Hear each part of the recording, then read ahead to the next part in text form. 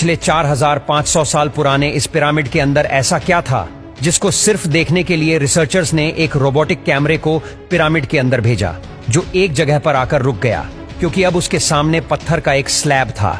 Researchers का मानना था इस स्लैब के पीछे जरूर कोई ऐसा राज छुपा है। ये राज इनको हर कीमत पर जानना था, इसलिए उन्होंने रोबोट के आगे एक ड्रिल मशीन लगाई जिसने उस पत्थर के स्लैब में भारी छेद कर दिया। रोबोटिक कैमरे ने स्लैब के उस पार एक ऐसा मंजर देखा जो पिछले 4500 सालों से किसी ने भी नहीं देखा था। अब उस स्लैब के पीछे ऐसा क्या था, आइए जानते हैं। मिस्र यानी इजिप्ट में टोटल 138 ऊंचे तरीन पिरामिड मौजूद हैं। इनमें से सबसे ऊंचा और बड़ा pyramid the great pyramid of Giza कहलाता है। एक एस्टीमेट के हिसाब से इस पिरामिड में टोटल 23 लाख बड़े बड़े पत्थरों का इस्तेमाल हुआ, जिनमें से कई पत्थरों का वजन 50 टन भी था। लेकिन इतने ऊंचे और आलीशान पिरामिड बनाने का आखिर मकसद क्या था? The great pyramid of Giza सबसे ऊंचा और चौड़ा पिरामिड है।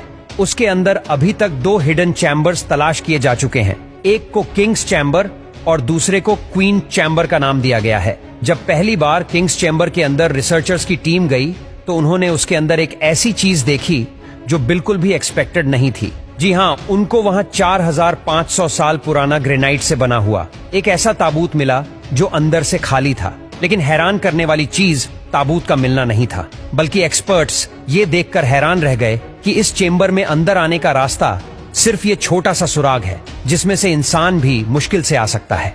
तो आखिर ये 1 पीस ग्रेनाइट का ताबूत अंदर कैसे आया? आखिरकार कई सालों की रिसर्च के बाद ये रिजल्ट निकाला गया कि पहले किंग्स चेंबर अंदर से बनाया गया और उसी वक्त ये ताबूत रखा गया था। उसके बाद चेंबर को सील करके सिर्फ ये छोटा सा सुराग छोड़ा गया।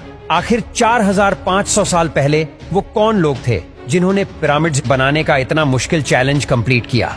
लेकिन एक्सपर्ट्स ने कई सालों की मेहनत के बाद कुछ ऐसा एविडेंस तलाश किया है। वहां मिलने वाले वर्कर्स की हड्डियों और स्केलेटन का मुआयना किया तो उनको एक खास चीज नजर आई। कुछ मजदूरों की हड्डियों पर चोट भी लगी थी और कुछ की सर्जरीज भी हो चुकी थी।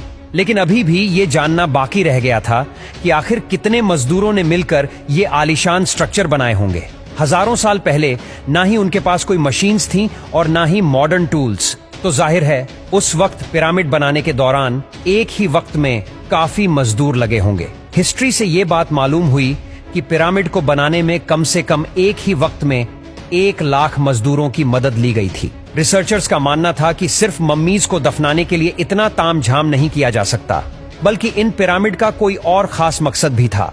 इस मकसद को जानने के लिए दुनिया भर से मुख्तलिफ दारों से मदद हासिल की गई।